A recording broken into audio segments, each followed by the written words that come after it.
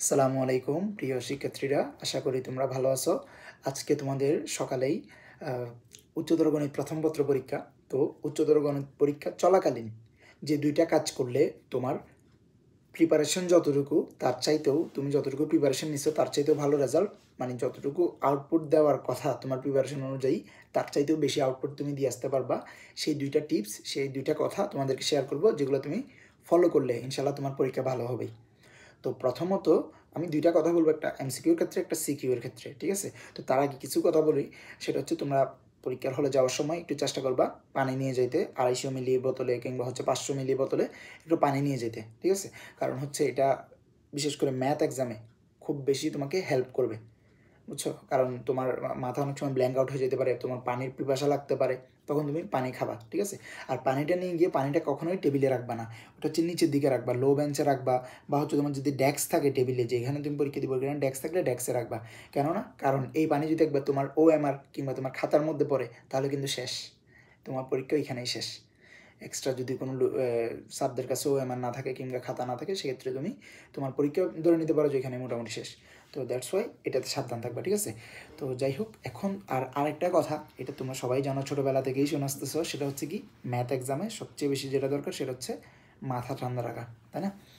তো মাথাটা সবাই ঠান্ডা রাখবা। এখন আসি আমি যে দুইটা তোমাদেরকে আমি কথা বলবো, যে দুইটা টেকনিক শেখাবো বা যে দুইটা হ্যাক্স শেখাবো, সেগুলোর মধ্যে একটা হচ্ছে এমসিকিউ হ্যাক্স।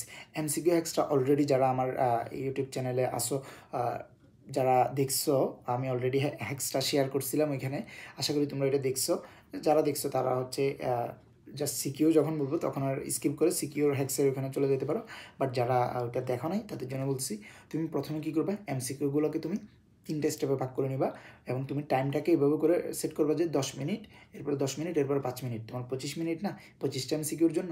তো 10 5 এভাবে করে ভাগ করে নিবা, কিংবা 12 8 5, যেভাবে ইচ্ছে ওইভাবে করে ভাগ করে নিবা। তো প্রথম 10 মিনিটে তুমি কী করবা, প্রথম 10 মিনিটে তুমি যে এমসিকিউগুলো ইজিলি পারো, একদম প্রথমবারেই পারতেছো, ওই এমসিকিউগুলো তুমি দাগাই ফেলবা, এবং তুমি সবগুলো প্রশ্ন একবার রিড দিয়ে ফেলবা। আর যে এমসিকিউগুলো তুমি কিনা ক্যালকুলেটর ব্যবহার করে সাথে সাথে পেরে যাচ্ছ, বা হচ্ছে তুমি পড়ার সাথে এমনিতেই পেরে যাচ্ছ, যদি থিওরিটিক্যাল কোনোটা আছে, মানে তোমার এমনি নর্মাল নলেজ দিয়ে শর্টকাট দিয়ে হয়ে যাচ্ছে, ওইগুলো দেখাই ফেলবা। বাট ধরো তোমার পরিচিত কোয়েশ্চেন আসছে, কিন্তু এটা তুমি একটু ভাবতে হচ্ছে, ওই কোয়েশ্চেন তুমি তখন তাকাবা না, ঠিক আছে? তুমি সেকেন্ড স্টেপে ওইটা দেখাবা, সেকেন্ড 20 মিনিটের, সেকেন্ড 10 মিনিট ওইটা দেখাবা। তাহলে দেখা যাবে প্রথম 10 মিনিটে তুমি মিনিমাম 10 থেকে 15টা এমসিকিউ তুমি দাগিয়ে ফেলতে পারতেছো। দ্বিতীয় স্টেপে যে দ্বিতীয় 10 মিনিটে তুমি দেখবে আরও 5-7টা এমসিকিউ তুমি ইজিলি দাগিয়ে ফেলতে পারতেছো, তোমার 20+ এমসিকিউ ওইখানেই দেখানো শেষ, হচ্ছে তোমার এক্সাম কিন্তু অলরেডি ভালো হয়ে গেছে। আর বাকি 5 মিনিটে তুমি ওই এমসিকিউগুলো যেগুলো কিনা একটু কঠিন টাইপের তোমার মনে হয়েছে ওইগুলো দেখাবা, ঠিক আছে? প্রথম স্টেপে তুমি যা এমসিকিউ পারো ইজিলি, একেবারে এক চান্সে যেগুলো পারো ওইগুলো দাগে ফেলবা। দ্বিতীয় স্টেপে তুমি বহুপদী টাইপের যেগুলো আছে বা উদ্দীপকযুক্ত ওইগুলো তুমি দেখাবা। তৃতীয় স্টেপে যেগুলো তোমার কঠিন মনে হবে ওগুলো তুমি দেখাবা, ঠিক আছে? এই মেথডটা যদি অবলম্বন করো ইনশাল্লাহ তোমার পরীক্ষা ভালো হবে। তো আর অবশ্যই অবশ্যই মাথা ঠান্ডা রেখেই দেখাবা, কোনো এমসিকিউ না পারলে স্কিপ করে পরেরটাতে চলে যাও, পাজল হওয়া যাবে না, কারণ সময় চলে যাবে, ঠিক আছে? এরপর আসি আবার সিকিউ এর বেলায়। সিকিউর অর্থাৎ দ্বিতীয় কাজ যেটা করলে তোমার সিকিউটা ভালো হবে, সেটা হচ্ছে তুমি সিকিউ এর ক্ষেত্রে, অনেকে আছে কি যে আমি প্রথম সিকিউটাই দেখাবো, মানে প্রথম সিকিউটাই আমি শুরু করব, ওইরকম করবা না।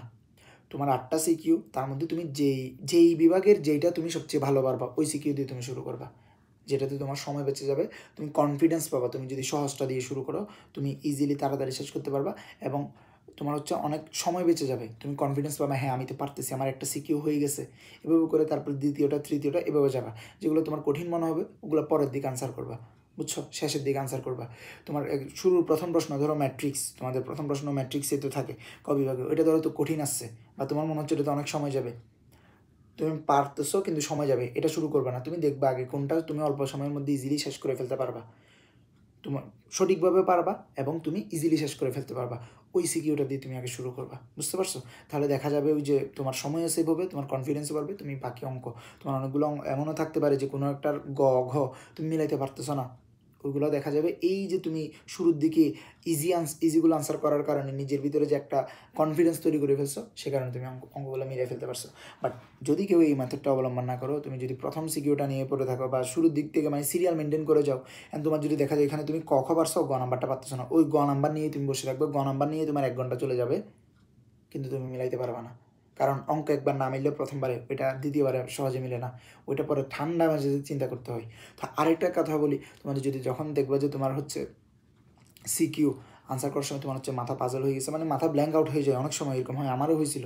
সেক্ষেত্রে তুমি জাস্ট 2-3 মিনিট একটু খাতাটা অফ রেখে বা খাতাটা যেরকম আছে ওরকম মধ্যে রেখে একটু পানি খেয়ে একটু চোখ বন্ধ করে থাকতে পারো, বা একটু মানে নিচের দিকে মানে নিজেকে একটু মানে তোমার এই যে প্রশ্নগুলো এগুলো থেকে তুমি দূরে রাখতে পারো, জাস্ট একটু রিল্যাক্স হওয়ার জন্য। যখন ব্রেনটা রিল্যাক্স হবে তুমি দেখবে ওই আনসার তোমার মনে পড়ে যাচ্ছে, ওই ফর্মুলাটা তোমার মনে পড়ে যাচ্ছে, ঠিক আছে? আর যারা এই ভিডিওটা সকালে দেখতেছো তাদেরকে আমি বলবো সবগুলো চ্যাপ্টারের একটু ফর্মুলাগুলো আবার একটু দেখে যাও, ঠিক আছে? সবগুলো ফর্মুলা দেখে যাও, একটু মুখস্থ মানে যা যা দিন দেখছো ওগুলো আরেকবার একটু পড়ে যাও, কারণ ফর্মুলার মাধ্যমে কিন্তু তোমার আনসারগুলো করতে হবে।